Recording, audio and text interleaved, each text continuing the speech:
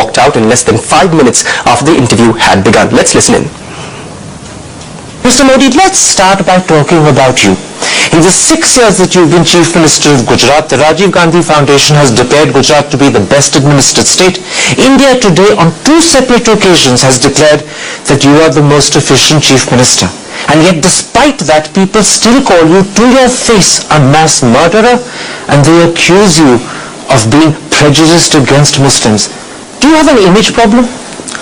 I think it's not proper to say that people. There are 2 or 3 persons, those who used to talk in this terminology. And I always say, God bless them. You're saying this is a conspiracy of 2-3 people only? I have not said so. But you're saying it's only 2-3 people? This is what I have information.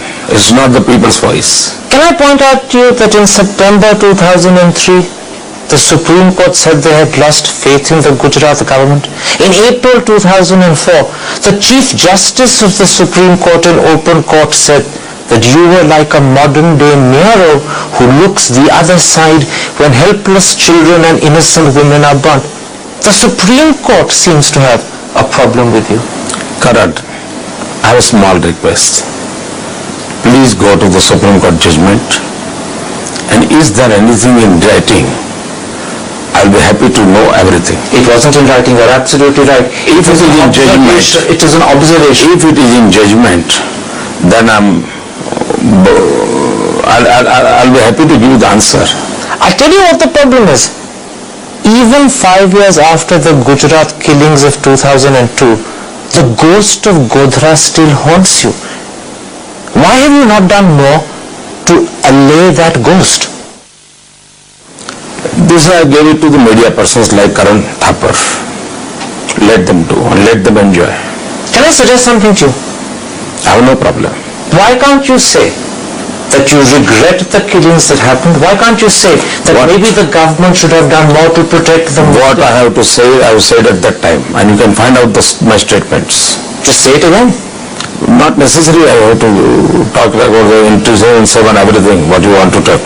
But by not saying it again, by not letting people hear the message repeatedly, you are allowing an image that is contrary to the interest of Gujarat to continue. It's in your hands to change it. I'll have to rest. Purple water. Yeah.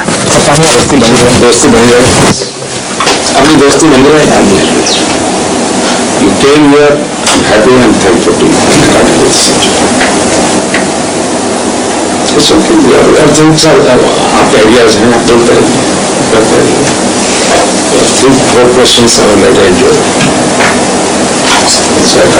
But Modi sir, Modi sir, कहीं देखो मैं दोस्ताना संबंध बनाना चाहता हूँ. आप उसको कोशिश कीजिए. मुझे एक चीज समझाएं sir. I'm not talking about doing anything wrong. I'm saying why can't you correct the image? देखिए आपने this is not the time. इसके लिए आपने 2002 में मुझे मिले तो 2003 में मिले. Okay, then one second. And we had earlier spoken to Karan Thapar, who had in fact conducted that interview. He told us more about what happened off camera after Modi walked out. He said that he was very sorry. He said, "Mera dil toot gaya tha."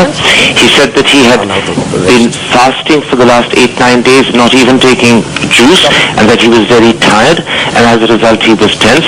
He then finally said that he would ring me this morning, i.e. Saturday, to apologize, but he was not prepared to continue. I was going to ask him literally just one other further question on the subject that brought the interview to an end. I was going to say to him that does he accept that now that he's seeking re-election, one of the challenges he faces is to reassure the Gujarati Muslim community that they can trust him and they don't have to fear him. And then I would have gone on to talk about his achievements as Chief Minister and the criticisms that are made by his own MLAs of that achievement, as well as about the problem in his party, the dissent, and in particular the possibility that Bhai Patel could be campaigning against him. And those are issues that I know he's willing to talk about, but unfortunately we never got to that point because he was extremely sensitive to the questioning about his image and the comments about what the Supreme Court had said, and he got up and ended the interview.